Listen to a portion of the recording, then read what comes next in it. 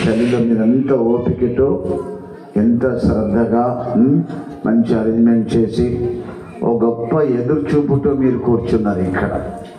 ఇందాక జోయిల్ సాక్ష్యం చెప్పాడు.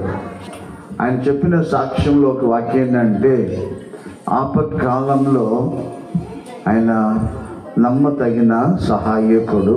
ఆమేన్. దేవుని స్తోత్రం. యేసు ప్రభు ఎవరంటే నమ్మతగిన వాడు. మనసు పూర్తిగా ధైర్యంగా మీరు ఆయన నమ్మొచ్చు. మీరు ఇంకొక వాక్యం ఉంటుంది, ఆపత్కాలంలో నాకు మొరపెట్టు, నేను నీకు ఉత్తరం ఇస్తాను, నేను నిన్ను విడిపించేదను, నువ్వు నన్ను మహిమపరుస్తావు. ఆయన జీవితంలో జరిగిన సంగతే చెప్పాడు. ఇప్పుడు ఆయనకి నిలబడే సాక్షి చెప్పడం ఏంటంటే, అప్పుడు యేసు ప్రభులో లేడు, ఇప్పుడు ఆయన యేసు ప్రభువును నమ్ముకున్నాడు, రక్షింపబడి ఆయన జీవితంలో జరిగిన ఆ అద్భుతమైన ఒక కార్యాన్ని బట్టి. మీకు అర్థం అందరూ తెలుసు, పోలీసులు చేతికి పట్టే దొంగ అయినా దొర అయినా సామాన్యంగా బయటికి రావడం చాలా కష్టం, అందరికి తెలుసు. కనుక ఆయనను తీసుకొచ్చింది వాళ్ళ అన్న ఎంతో ప్రయాసపడ్డారు, బంధువులు స్నేహితులు ఎవరెవరో వచ్చారు, సిఫారసు చేశారు. కానీ అది కాదు ఆయన బయట తీసుకొచ్చింది. ఆ చెరసాల్లో ఉన్నప్పుడు, ఆ యొక్క పోలీస్ స్టేషన్ సెల్లో లాకప్లో ఉన్నప్పుడు ఆయన చేసిన ప్రార్థన దేవుడు ఆలకించాడు. దేవునికి స్తోత్రం కలుగుగాక. ఆయన జీవితంలో చేసిన అదే ఈ పిల్లలు జర కంట్రోల్ చేయండి, కంట్రోల్ చేస్తే చాలా మంచిగా ఉంటుంది. మీ అందరికీ మంచి గిఫ్ట్ ఉంది, ఓకేనా? ఒకసారి దేవుడు ఆ పరిస్థితుల్లో ఉన్నప్పుడు ఆయన ప్రార్థన ఆలకించాడు. ఆ ప్రార్థన దేవుడు విన్నాడు. ఆ నమ్మకం, ఆ భయంకరమైన పరిస్థితులు ఉండి దేవునికి మొరపెడితే దేవుడు విన్నాడు. ఎందుకు మరి దేవుడు విన్నాడంటే, ఈరోజు నేను చెప్పుతున్న క్రీస్తు ఎవరంటే జీవకరమైన దేవుడు ఆయన. ఈరోజు అమ్మాయి చదివిన వాక్యంలో, అరుణాచల వాక్యంలో, గొల్లెలు తన మందను ఆ యొక్క బెత్లెహేం, ఆ యెరూషలేము బయట ఆ పొలాల మధ్యలో రాత్రి వేళలో కాచినప్పుడు ఒక దూత వచ్చాక నిలబడి, మీకు ఒక మంచి శుభవార్త చెప్తున్నాను అన్నాడు. దూత వచ్చి నిలబడగానే వాళ్ళ చుట్టూ దేవుని మహిమ, దేవుని సన్నిధి వాళ్ళ చుట్టూ కమ్ముకొని ప్రకాశించిందని వారు మిక్కిలి భయపడిరి. ఆ ఒక భయంకరమైన ఆ భయం, ఏంటిది జరుగుతుంది, ఏంటి మాట, దూత వచ్చా నిలబడ్డాడు, మా చుట్టూ ఒక గొప్ప వెలుగు వచ్చేసిందని భయపడ్డారు వాళ్ళు. వెంటనే ఆ దూతలు ఏమంటారంటే, భయపడకండి, మీ అందరికీ ఒక శుభవార్త ఉన్నది. ఆ శుభవార్త ఏంటంటే, దావీదుపురమున మీకు ఒక ప్రభు పుట్టి ఉన్నాడు, ఆయన క్రీస్తు, ఆయన లోక రక్షకుడు అని చెప్తాడు. ప్రభు ఇంకా అతను క్రీస్తు, తర్వాత రక్షకుడు.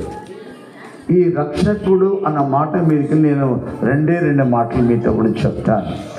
ఆయన సర్వసృష్టికర్త, ఆయన సర్వాధికారి, ఈ జగతికి పునాది వేసిన దేవుడు, నరులను ఆయన పోలిక ఆయన స్వరూపంను సృష్టించిన దేవుడు. మనం చూస్తున్న ప్రకృతి, భూమి, ఆకాశము, నక్షత్రాలు, చంద్ర సూర్యుడు కానీ, కొండలు, నదులు, చెట్లు, గుట్టలు అన్నీ ఆయన చేసిండే. వీటి మధ్యలో మనను కూడా చేసింది ఆయనే. కానీ మనము పాపం చేయటం వలన ఆయన పోలిక, ఆయన స్వరూపాన్ని కోల్పోయాం, దేవుని మహిమను కోల్పోయాం, దైవత్వాన్ని కోల్పోయాం. మనమందరూ పాపం చేశాం. మొదటి ఆదాము అపవాదిన సాతాను సర్పం వల్ల వంచబడి పాపం చేసి దేవునికి అవిధేయత చేయుట వలన ఆ ఏదైతే తోటలోంచి తరిమి వేయబడ్డాడు అని బైబిల్ చెప్తుంది. తర్వాత దేవుడు తను చేసిన ప్రజలు కదా, ఆయన ప్రేమించిన ప్రజలు కదా, ఆయన పోలి ఆయన సొంత చేసిన ప్రజలు నశించిపోవట దేవునికి ఏమాత్రం కూడా ఇష్టం లేదు. ఆయన ఏం చేశాడంటే, వీళ్ళందరూ తిరిగి మారాలి, ఏమైతే కోల్పోయారో దేవుని మహిమను, దేవుని స్వరూపాన్ని, దేవుని సన్నిధిని కోల్పోయారో అది మరలా వారు పొందాలని దేవుడు ఏం చేశాడంటే నోవాహు లాంటి వారిని పంపించాడు, అబ్రాహాము లాంటి వారిని పంపించాడు, ప్రవక్తులు లాంటి పంపించారు. ఆ రోజుల్లో పితృలు అన్నమాట, గోత్ర పితృలు పెద్ద పెద్ద వాళ్ళు ఉండే, వాళ్ళని పంపించి మనుషులతో చెప్పారు, మారు మనసు పొందండి, దేవుని తట్టు తిరగండి, మంచితనాన్ని సంపాదించుకోండి, మీరు పోగొట్టుకున్న దాన్ని తిరిగి పొందండి అని చెప్పి వాళ్ళు వెనక తిరుగుబాటు చేశారు. దేవుడు తర్వాత ప్రవక్తల ద్వారా దేవుడు పంపి అనేకమైన సూచన కార్యాలు, అద్భుత కార్యాలు చేసి అప్పుడైనా కనీసం దేవుని నమ్ముతారేమో, దేవుని తట్టు తిరుగుతారేమో, దేవుడు మనం సృష్టించిన దేవుడు ఒకడు ఉన్నాడు, ఆయన నిజమైన దేవుడు, సత్యమైన దేవుడు, జీవుల దేవుడు, ఆయనే మన దేవుడు అని అర్థం చేసుకుని తెలుసుకుంటారని ప్రవక్తల ద్వారా అనేక కార్యాలు ప్రవక్త ద్వారా దేవుడు బోధించాడు. ఆయన మనుషులు తిరగలేదు. తర్వాత దూతల ద్వారా దేవుడు మాట్లాడడం మొదలెట్టాడు, కళల ద్వారా మాట్లాడాడు. దేవుడు తానే కూడా ప్రత్యక్షమై అనేక సూచ్య కార్యాలు, అద్భుతాలు చేసినప్పటికీ కూడా ప్రజలు మారు మనసు పొందక రక్షింపబడలేదు. వారందరూ పాపం చేసి నశించిపోయి మండుచున్న అగ్నిగుండంలోనికి వెళ్ళిపోతున్నారని దేవుడు బాగా ధీర ఆలోచించి ఒక కార్యం చేశాడు. నేనే వారి కొరకు వెళ్తాను భూమి మీదికి. ఆమేన్, హల్లెలూయా. నేనే వెళ్ళి వాళ్ళతో మాట్లాడుతాను, వాళ్ళు దర్శిస్తాను, వాళ్ళు రక్షించాలి, వాళ్ళు కాపాడుతాను, వాళ్ళని నా తట్టు తిప్పుకుంటానని దేవుడు అనుకున్నాడు. దేవుడుగా వచ్చాడు అనుకోండి. బైబిల్ ఏం చేస్తే ఆయన దహించి అగ్ని లాంటి వాడు, ఆయన దగ్గరికి ఎవరు సమీపించలేరు, ఆయన చూసిన వారు మన నరుడు ఎవరు బ్రతకలేరు. అంత గొప్ప మహిమ, అంత శక్తి, అంత అగ్ని లాంటి దేవుడు అని అంట. దేవుడు ఎలాంటి వాడంటే మనం చూస్తున్న సూర్యుని కంటే ఎన్నో 100,000 రెట్లు కంటే వెచ్చ వేడి అగ్ని ఆయన అన్నమాట. నేను దేవుడిగా వెళితే ఈ ప్రజలందరూ నశించిపోతారు, నన్ను చూసేవాడు ఎవరు బ్రతకడని చెప్పి దేవుడు ఏం చేశాడంటే ఒక మంచి ఆలోచన మనందరి పట్ల దేవునికి కలిగి ఉండెను. అది ఏం చేశాడంటే తానే నరుడిగా మారి మానవ అవతారం తీసుకొని ఈ భూమికి వచ్చి మనుషులు పడుతున్న శ్రమలు, కష్టాలు, బాధలు, అన్ని శోధన మనిషికి వచ్చి ప్రతి శోధన కష్ట అన్ని నేను అనుభవించాల.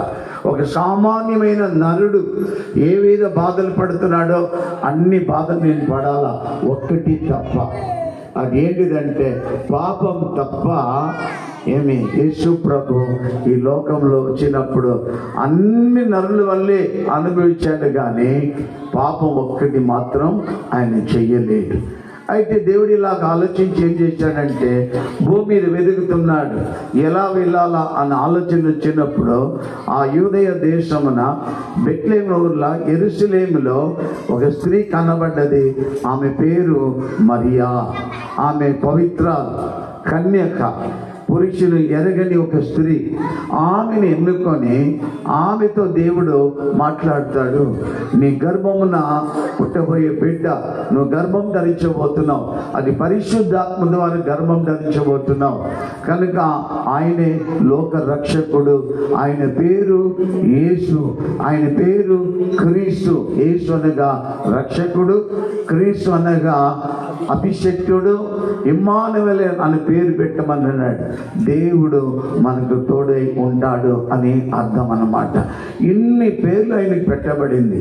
సమాధానకర్త, నిత్యకు తండ్రి అనే ఆయనకు పేరు. ఇన్ని పేర్లు పెట్టబడిన ఆ క్రీస్తు ఈ లోకంలో రావడానికి, ఆయన జన్మం తీసుకోవడానికి ఆ కన్యక అయిన పురుషుని ఎరగని ఒక పవిత్రాలు పరిశుద్ధులైన మరియాని ఎన్నుకొని పరిశుద్ధాత్మ ద్వారా ఆమె గర్భమును ఆయన అవతరించెను. దేవుని బిడ్డలారా, 2000 సంవత్సరాల క్రితం ఈ కార్యం జరిగింది. ఆ దినాలు ఆమెకు ప్రధాన ఎంగేజ్మెంట్ చేయబడి ఉండే. ఎవరితో? యోసేపుతో కూడా ఎంగేజ్మెంట్. ఈ కార్యం ఆమె గర్భం ధరించేదని ఎరగగా ఎంగేజ్మెంట్కి పెళ్లి కాలేదు, వివాహం జరగలేదు. యోసేపు ఏమనుకున్నాడు? ఆమెని బద్నాం చేయకూడదు, ఎవరితో ఏం చెప్పకూడదు, నెమ్మదిగా ఆమెని పక్కకు జరిపేసి వేరే పెళ్లి చేసుకోవాలనుకొని అలాంటి ఆలోచనప్పుడు ఆ రాత్రి దూత వెళ్ళి యోసేపు కాబోయే పెనిమిటి యోసేపుతో మాట్లాడుతున్నాడు. యోసేపు, నీ కాబోయే భార్యను నువ్వు భార్యగా చేర్చుకో, ఆమె గర్భం ధరించినది. ఆమె గర్భం ధరించడానికి కారణం ఏంటంటే పరిశుద్ధాత్మ ద్వారా దేవుని చిత్తం అని, అది దేవుని నిర్ణయం కనుక ఆమెని తోసివేయక ఆమెని భార్యగా నువ్వు చేర్చుకో. అతను లోబడి మౌనంగా ఉండి ఎవరితో కూడా చెప్పుకాక యేసు ప్రభు పుట్టేంత వరకు అన్ని కార్యాలలో యోసేపు కాబోయే భర్త ఆమెకు సహకరించాను, అన్ని కార్యాలలో సహకరించాను అని బైబిల్ చెప్తున్నది. ఈ వర్తమానం ఆ రోజు యేసు ప్రభు పుట్టాగానే ఆయనను ఎక్కడ పడుకోబెట్టే స్థలం లేదు, ఇంట్లో ఎవరు చేర్చుకుంటలేరు. సత్రములు, పశువుల పాకలు, ఒక పొత్తి గుడ్డలో చుట్టబడి అక్కడ ఆయనని పడుకోబెట్టి ఉన్నారు. ఈ వార్తని దూతలు ఆ గొల్లెలకు ఆ శుభవార్త ప్రకటించారు. ఆ శుభవార్త ఏంటిదంటే భూమి మీద సకల ప్రజలకు మహా సంతోషం కలిగే శుభవార్త. ఆయన క్రీస్తు అయిన రక్షకుడు అని చెప్పాడు. అది మాత్రం కాదు, భూమిలో ఉన్నందరికీ సమాధానము కలుగును. భూమిలో ప్రజలందరూ దేవునికి ఇష్టలై మారుతారు. దేవునికి స్తోత్రం. ప్రజల జీవితాలు చూస్తుంటే ఈరోజు మన పిల్లలు మన జీవితం చూస్తుంటే మన పిల్లల్ని ఎంతో ముద్దుగా ఎంతో ప్రేమతో మనం ప్రేమిస్తాం. మన పిల్లలు ఎంతో మనం ఇష్టపడుతుంటాం. వాళ్ళు ఎదుగుతుండగా ఒకసారి ఒక చెట్టు పొద, ఎండిపోయిన పొద బాగా మండుతుంది. ఎట్లా మండుతుందంటే ఆ పొద మండటం వలన ఆ లోయల గుంటలో ఉన్న చెట్లన్నీ కాలిపోతున్నాయి. కాలిపోతే ఒక చిన్న కుర్రాడు, ఇంత వయసు చిన్న కుర్రాడు ఆ మంట దగ్గర ఏంది మండుతుంది చేయి చూలి పెద్ద మంట అన్నమాట. మండుతుంటే కింద చూస్తుంటే చిన్న చీమంతా ఆ వైపే, ఆ మంట వైపు వెళ్ళిపోతున్నాయి. అవన్నీ వెళ్ళిపోగా తెలియదు వాటికి, అది మంట అని తెలియక ఆ చీమలంతా కూడా ఒకటి తర్వాత ఒకటి చీమలకు ఒక అలవాటు ఉంటుందండి. ఒక్క చీమ ఒక దారి వెళ్తే కొన్ని వందల వేల చీమలు వాటి వెనకనే వెళ్తాయి అన్నమాట. లైన్ కడుతుంటాయి. ఒక చీమ అందులో పడుతున్నది, ఆ చీమ కాలి చచ్చిపోతున్నది. మళ్ళీ వచ్చే చీమలన్నీ కాలిపోయి చనిపోతున్నాయి, అందులో పడుతున్నాయి, కాలిపోతున్నది. ఈ అబ్బాయి ఏం చేస్తున్నాడు? పోయి అడ్డు నిలబడి, ఓ చీమ అక్కడ మండుతున్నది, అది మంట గుండం, అది అందులో పడిపోకండి, మీరు చనిపోతున్నారు, మీరు కాలిపోతున్నారని ఆ చీమలతో అరిచి ఆయన శక్తి బలబడిగా అరుస్తున్నాడు. ఆ చీమలకు ఆయన శబ్దం, ఆయన మాటలు అర్థం కావట్లే, వాటికి వినబడతలే. అది పోతూనే ఉన్నాయి, అది పడిపోతున్నాయి, కాలిపోతున్నాయి, చచ్చిపోతున్నాయి. అయితే వీనికి ఏడుపు వచ్చేసి, అయ్యో ఎలాగనే ఈ చీమలు నేను కాపాడాలా, అయ్యో దీని ప్రాణాన్ని నేను కాపాడాలా, ఏమేమో చేస్తున్నాడు. వాడికి అర్థమైంది, వాడికి ఏం జ్ఞానం వచ్చిందో, ఏం చేయాలో, ఎలాగైనా కాపాడాలి. ఎంత ప్రయాసపడినా ఓ చిన్న కర్ర తీసుకొని వాటి మీద అట్లా పక్కన కొట్టినా ఆగుతాను అని ఆగట్లేదు. తర్వాత ఏం చేశాడంటే తన చిన్న చేతిలో ఒక్కొక్క చీమని బట్టి అక్కడ పెడుతున్నాడు. ఒక్కొక్క చీమని బట్టి ఆ చిన్న చేతిలో ఆ చీమ నలిగిపోతుంది, ఆయన చచ్చిపోతున్నాడు. కానీ ఏడుపు వచ్చేసింది. ఇంత చేసిన ఒక్క చీమనికి నేను బతికించలేకపోయాను బాధతో ఏడుస్తుంటే వాళ్ళ తాత అక్కడ పక్కన నిలబడ్డాడు. ఏంట్రా ఏడుస్తున్నావు? తాత, నాకు చాలా ఏడుపు వస్తుందట, నాకు చాలా బాధ ఉంది. ఏమైంది చెప్పురా అంటే, ఈ చీమలంట ఆ మంటలో పడి చచ్చిపోతుంది తాత, అందులో పడి చనిపోతుంది తాత, వీళ్ళని ఎలా నేను కాపాడదు తాత, అది చీమ చావద్దు తాత, రే ఏం చేసినా నేను దాన్ని కాపాడలేకపోతున్నాను అన్నప్పుడు తాత అన్నాడంట, చిన్నవాడిని చూసి, మన మనమని చూసి మన మనుషులు రా, అవి చీమలు, అవి మనకి నీ భాష అర్థం కావు, నువ్వేం చేసిన దానికి అర్థం కావు. దానికి అర్థం కావాలంటే నువ్వు చెప్పేది అర్థం చేసి విని ఆ నిప్పులు పడి మంటలు పడి చావుకుంటా బతకాలంటే ఒక్క పని కావాలా, నీవు ఆ చీమగా మారితే, నీవు ఆ చీమలో ఒక చీమగా మారితే ఆ చీమలకు ఏం చెప్తావో అది చేయగలవు, అది మార్గం తప్పుకోగలవు, అవి బ్రతకగలవు. అలా ఎలా తాత నేను మనిషిని కదా చీమగా మారగలను అని నా మనవుడు తాతతో ప్రశ్న వేశాడు. అప్పుడు తాత అన్నాడంట, 2000 సంవత్సరాల క్రితము ఒక దేవుడు మనుషుల్ని కాపాడుట కొరకు ఈ భూమి మీద నరవత్తు తీసుకొచ్చాడే, ఆయన ప్రభు అయిన యేసుక్రీస్తు. నేను దేవునిగా వచ్చానంటే ఈ ప్రజలు ఎవ్వరు నా మాట వినరు. నేను వారిలాగా ఒక నరునిగా పుట్టితే మాత్రమే వాళ్ళు పడుచిన అన్ని శ్రమలు, కష్టాలు, బాధలు, నొప్పి అన్ని నేను పడితేనే వాళ్ళ శ్రమ, వాళ్ళ బాధ నాకు అర్థమవుతుంది. దేవుని బిడ్డ బైబిల్ చెప్తుంది, సర్వలోక నరుల యొక్క పాపమును మోసుకొని వెళుతున్న గొర్రెపిల్ల, దేవుని గొర్రెపిల్ల. చెప్పండి, దేవుని గొర్రెపిల్ల ఆ యేసు ప్రభువే ఈ లోకములకు. బైబిల్ చెప్తుంది ఫిలిప్పీ గ్రంథం 2వ అధ్యాయంలో, ఆయన పరలోక రాజ్యంలో దేవునికి సమానముగా ఏమాత్రం తక్కువ లేదంట. దేవుడు ఏమై ఉన్నాడో, ఆయన స్వరూపం ఏందో, ఆయన శక్తి ఏందో, ఆయన ప్రభావం ఏందో, ఆయన మహిమ ఏందో, ఆయన స్వరూపం ఏందో, ఆయన పోలి ఏందో, తన కుమారుడు యేసుక్రీస్తు కూడా సేమ్ యాజ్ ఇట్ ఈస్ అదన్నమాట. అంత గొప్ప దేవుడు కొల్ల సొమ్ముగా ఎంచుకోక అంత గొప్ప ఓదని విడిచిపెట్టి తన్ను తాను రిక్తుడిగా చేసుకొని, ప్రైజ్ ది లార్డ్, హల్లెలూయా, మనిషి రూపం, దాసుని రూపం ధరించుకొని శిలువ మరణ పర్యంతము తన్ను తాను ఈ భూమికి వచ్చిన ఏ దేవుడే యేసుక్రీస్తు అన్నమాట. 33.5 సంవత్సరం మనుషుల మధ్య భూమి మీద సంచరించి మత్తయి సువార్త 4వ అధ్యాయంలో 17వ వచనం చెప్తుంది. ఏం చెప్పడా, మారు మనసు పొందండి, పరలోక రాజ్యం సమీపంగా ఉన్నది అని చెప్పి యెరూషలేము ఉన్న వారిని చూసి యేసు ప్రభు చెప్పినాడు. ఇంకొక చోట ఉండేది, ఆ యెరూషలేముని చూసి ఆ ప్రజలను చూసి ఆయన కన్నీరు విడిచినైనా, ఇది ఈరోజు నీకు దొరికిన ఈ సమయమననా నువ్వు మారు మనసు పొందు, రక్షింపబడు అని కన్నీరు విడిచాడంట. యెరూషలేముతో అన్నాడంట, ఇదిగో కోడి తన పిల్లను రెక్కల కింద దాచుకున్నట్లుగా పైన గద్ద ఎగురుతుంది కదా, పక్షులు ఎగిరినప్పుడు కింద కోడి పుంజులు చిన్న చిన్న పిల్లలు ఆడుతున్నప్పుడు మేత వేస్తున్నప్పుడు దాన్ని చూసినప్పుడు తల్లి కోడి కుక్క అంటది, రెక్క విరుస్తుంది, ఆ ఆపత్తి నుంచి తన రెక్కల కిందికి వచ్చాయంట. అలాగా తల్లి కోడి తన రెక్కలిచ్చే తన పిల్లలు రెక్కలే దాచుకున్నట్టుగా నా రెక్కలు చాపుతున్నాను. భారం మోస్తున్న ప్రయాస భారము సమస్య జల్లారా మీరందరి నా దగ్గరికి రండి, నేను మీకు విశ్రాంతిని ఇస్తాను. దేవుడు అంటున్నాడు, పిలుస్తున్నాడు. చాలండి, లోకములున్న ఎక్కడ నెమ్మది లేదండి, ఎక్కడ సంతోషం లేదండి, ఎక్కడ సమాధానం లేదండి. మనిషికి అన్ని ఉన్నదండి, మనిషి అన్ని సంపాదించుకుంటున్నాడు. 24 గంటలు 365 సంవత్సరం తన వయసు అంతా, తన జీవితాంతా సమకూర్చుకుంటున్నాడు.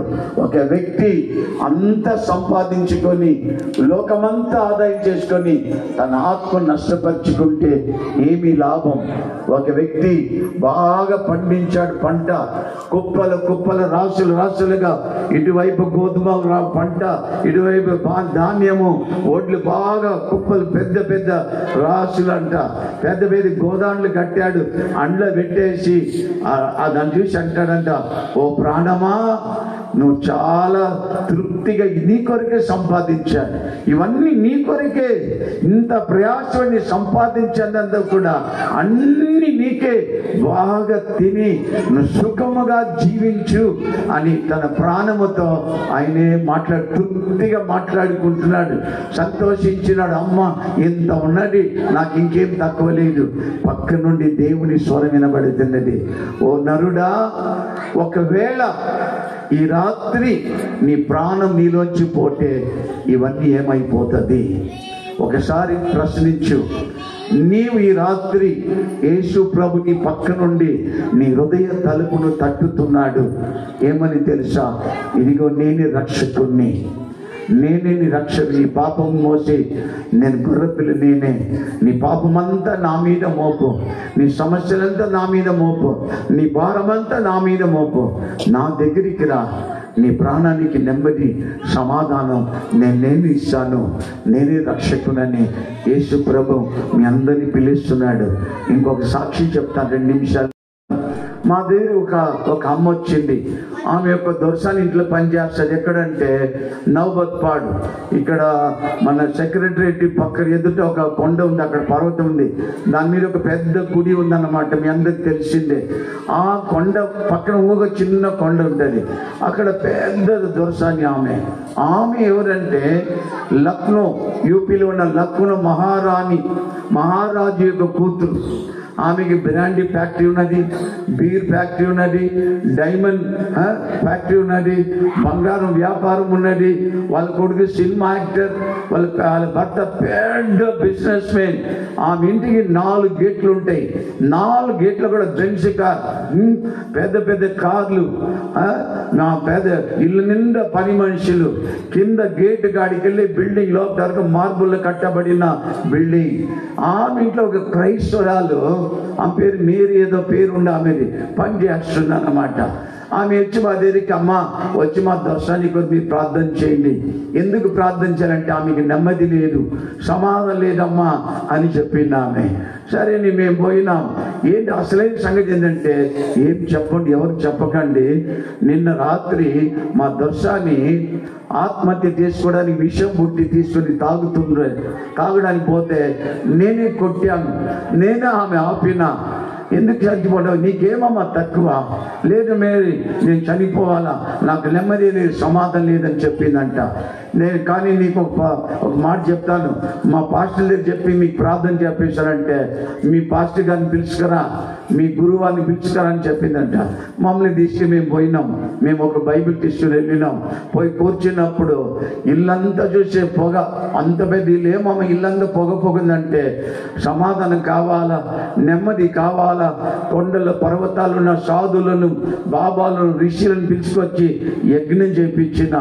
మొత్తం వేసి, నా కారు వేసి, నా కొడుకు సినిమా యాక్టర్, నాకు బంగారం ఫ్యాక్టరీ ఉన్నది, ఈ డైమండ్ ఫ్యాక్టరీ ఉన్నది, బ్రాండీ ఫ్యాక్టరీ ఉన్నది, బీర్ ఫ్యాక్టరీ ఉన్నది. మా భర్త అనేక బిజినెస్ లో పార్ట్నర్గా ఉన్నాడు. రాజకీయ నాయకులతో కూడా ఆయన మంచి రెప్యుటేషన్ ఉన్నది. ఇంత ఉన్నా నాకు నెమ్మది సమాధానం లేదు. ఏసీ బిల్డింగ్లో ఉన్నా నాకు నెమ్మది. 100 మంది పని మనుషులు ఉన్నారు.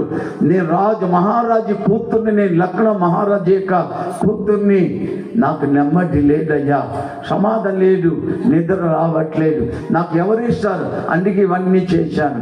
ఇంకేం చేసామని అడిగాం. ఆమె చెప్పింది, ప్రపంచంలో పుణ్యక్షేత్రాలు ఎన్ని ఉన్నాయో నీకు సైకాలజికల్ ఎఫెక్ట్ అయిపోయింది, నువ్వు సైకాలజిస్ట్ని చూడాలా. అది కూడా ట్రీట్మెంట్, ఎలక్ట్రికల్ షాక్ ఇచ్చారు, అయినప్పుడు నాకు లేదు. ఒక మంత్రగాడు వచ్చాడు, కాగితం ఇచ్చాడు, నడుములు కట్టుకున్నా, పుస్తకాల్లో కట్టుకున్నా, మెత్త కింద పెట్టుకొని పడుకుంటున్నా, అయినా నాకు ఏమి లేదు. ఇప్పుడు నువ్వేమి ఇస్తావు అని అన్నాడు. నేను ఏమి ఇవ్వడానికి రాలేదు, కానీ నేను ఒక వ్యక్తిని ఇస్తాను. ఆ వ్యక్తి నజరుడైన యేసు క్రీస్తు. ఆయన పేరు సమాధాన ప్రభు. ఆయన పేరు సమాధాన ప్రభు.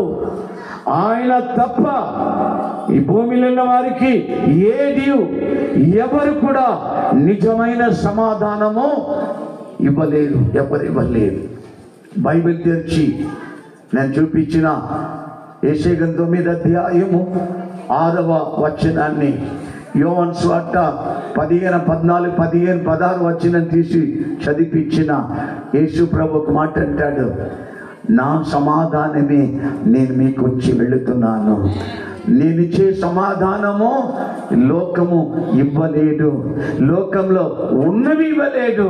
ఆ యేసు క్రీస్తును నీ జీవితంలో నీ ఇల్లు నీకేం కావాలంటున్నాను, అయ్యా నీకేం కావాలో చెప్పు, నాకేం కావాలని కాదు, నీకు కావాల్సింది ఒకే ఒక వ్యక్తి. అన్నీ వెతికినావు, అందరి దగ్గరికి వెళ్ళావు, అందరినింటి తీసుకొచ్చుకున్నావు, ఇంట్లో చేయవలసి చేసావు, వెళ్ళి చేయవలసి చేసావు, కానీ నీ హృదయమును ఒక వ్యక్తికి ఇస్తావా? నీ హృదయములో యేసుకి ఇస్తావా? అలాగనే మోకరించి కళ్ళు నిండా నిండేసుకొని ఏడ్చింది. అమ్మ నేను చేతులు పెట్టి ప్రార్థన చేశామండి. ఆ ప్రార్థన చేసిన తర్వాత ఆ బైబిల్ ఇచ్చి పలానా వాక్యం, ఇగో ఈ వాక్యం ఇది ఉన్నది, ఈ వ్యక్తి నీకు అవసరం, ఈయన తప్ప ఇంకెవ్వరు కూడా నీకు ఇవ్వలేరు అని చెప్పి ప్రార్థన చేసి అవన్నీ ఊడ్చి మొత్తం మూట కట్టి ఇస్తే తర్వాత ఆమె ఇంటికి పిలిచింది. పిలిచి ముందు ఆమె పని మనిషితో చెప్పిందంట, 2 సంవత్సరాల తర్వాత ఈ 2 రాత్రి నేను నెమ్మదిగా నిద్రపోయాను. దానికి కారణం ఎవరు తెలుసా? నా ప్రభు అయిన యేసుక్రీస్తు మాత్రమే.